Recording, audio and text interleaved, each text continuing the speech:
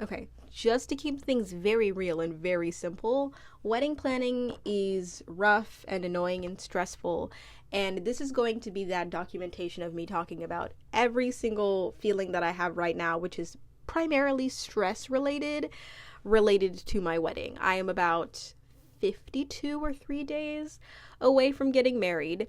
And these are all of my thoughts off the top of my head of what is going on before we get married as the main wedding planner, the designated wedding planner.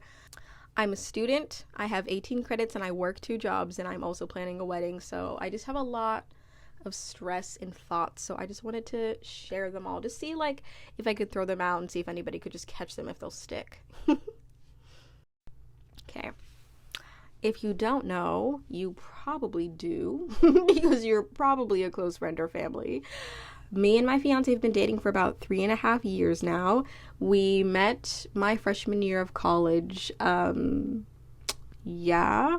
If you want to hear about it, you can listen to my podcast episode, which is like a fiance Q&A, all of that. But we got engaged February 7th of 2021. And so we've been in an engagement for about a year and a month. Yep, a year and a month. And so first of all, the idea of weddings to me has changed throughout the years. When I was younger, I said that I was just never going to get married. I don't know why the heck I said that. I very much so wanted to get married when I was in my later teens. And now, as I'm 22 years old, I'm very excited about being married. But when I first got engaged, I think it was even the day that we got engaged, was let's elope. Let's just do that. I'm not into the whole performance of a wedding.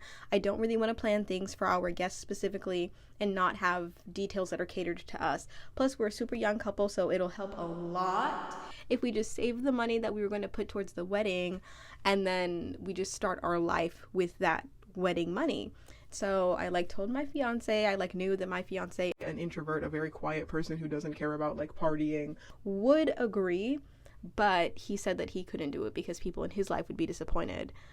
And I was like, though my sweet, sweet future husband is still a people pleaser, which serves me mostly, but whenever I want other things that go against the type of people he would like to please, it's very different. And I don't really love it. But I had this huge vision of just eloping and just doing things simply for us and saving money and taking the day to celebrate our love and hiring a photographer for it to just be us. I watched at least 10 elopement videos on YouTube.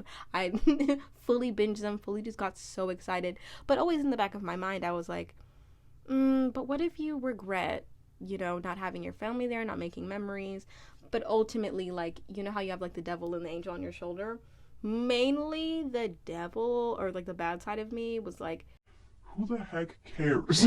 Who cares? At the end of the day, it's your experience and yours only. So why even appeal to what other people want? This is kind of understandable. If I had a daughter, maybe I would want to see her get married. I don't know. That's a whole other conversation though. Why are relatives so obsessed with you living out your life in the way that they would? That's another conversation. But basically, he told me that we wouldn't be able to elope because he would be disappointing some family members of his. And I was like, I don't even care. I do not care about disappointing people. I think that when you are healed from being a people pleaser, especially I feel now, as somebody who has people pleased her whole life and stopped doing that in my teenage years, I am now so eager to say no and so eager to just do anything that I would like to do and not to have to appeal to other people. So the idea of eloping was perfect because it's I just want to celebrate the both of us and I don't really care if anybody else has any problems with it. And we didn't argue, we just kind of talked about it. And he was like, oh, I wish we could elope too. I just don't think that I could do it. I was like, we could elope. We fully have the autonomy to say, nope, we're eloping. But he was just very much no, I want the people that I love to be there because they want to be there. So as things kind of went along, as time went by, I realized that I do want all of my loved ones there. I do want my friends and family to be all in one location celebrating me and my fiance's love, because especially as somebody who's had relatives die, like both of my grandmas on both sides of my family have died, I would have loved the opportunity to be with them and for them to celebrate me and Chris, and for my grandparents to meet Chris. So the idea that everybody that we love and exists in the time that we are existing is going to be in the same space is very beautiful, because I wouldn't change that for the world. There's going to be no other event that we have where everybody right now can gather and celebrate us and like support us, and we can just like be there simply to have a good time. So as much as I would like to elope, and as much as I'm like exhausted by the wedding planning, I ultimately am very happy that we decided not to elope. But there is a little bit of me that's like, that would be so nice though. That would be really nice. Because, you know, when your like fiance says, let's not elope, like let's fully do this, it's like him saying like, no, you can do this. Like, you can get this started. Because as much as they want to help, they're not helpful. Fully, they're not helpful. And my fiance means well. You know, he will help with whatever he can. But if he had the same exact vision in my head as I do of the wedding, and the same exact drive, and didn't have ADHD, then it would just be a lot easier and go a lot more efficiently. But since he doesn't, I knew it was going to be a lot more work on me. So right now, as I mentioned before, I have 18 credits. I'm working 2 jobs. I'm the manager at my campus post office, and I'm a caregiver on the weekends. And right now in my classes, I have 3 different research papers. 3 different research papers. They're all at minimum 4 pages. And granted, they're due at the end of the semester, but it's like a lot of my attention has to be very split. And for something like a creative project, I needed to take off stress and not add on stress. And what the wedding is doing is adding on stress. But luckily, the wedding is a few days after I graduate. Just a few days. So the idea of elopement is so enticing, because it's like the only thing that you need for an elopement is to make sure that your minister or officiant, whatever, is set up, that you two are like good, that the location you're going to is good, and that you can just fully get married. And then make sure that you have a marriage license and all of that. Oh my God. I don't even know how to describe the ecstasy that I would feel if we were able to do that, but we're not. Anyways, I have a lot of people that are willing to support me. I have a lot of friends and family that have offered to help, but all of my family lives out of state from me. My fiance lives out of state from me, and my friends are helpful, but like they don't know my vision, so it's really hard to carry out something that's very specific as a wedding, because it's like only you know what you could do properly, so only you are going to truly like fulfill that vision. You know what I mean? As much as I love the people around me, and I love when people offer me help, I so much more love something going to plan that I was responsible for. I feel this way also when it comes to like individual projects or work. If somebody assigns me to do something, basically I've been assigned to do this wedding simply by the fact that like Chris has basically said like, hey, let's do this wedding, let's not elope. So now I've took on the assignment. I would much rather take it into my own hands than to tell people what to do, because I know I can do what I can do best and not assign that to other people to potentially mess up or like fulfill it, but not in the way that I want, you know? So yeah, it's difficult because I know that there are people offering help and wanting to contribute so that I don't have to complain about this all the time. But at the same time, it's like when you're physically not here with somebody, I then have to take on the idea of explaining things and like basically doing the work of doing whatever they have offered to do, and supervising it, when it's just like I could just do it myself. So then it leaves me with doing most things myself.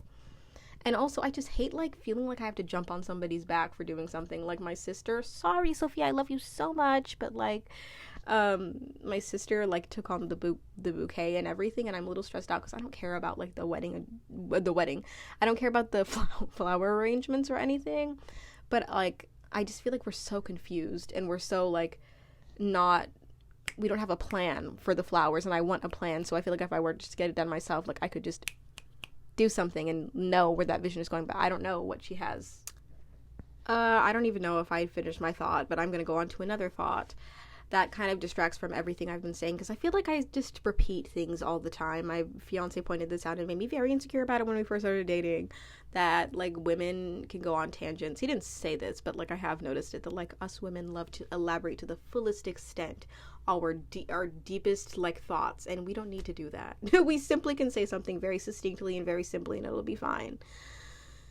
So I don't know if I mentioned this, but the wedding plans have like a very concrete structure versus post-wedding plans do not.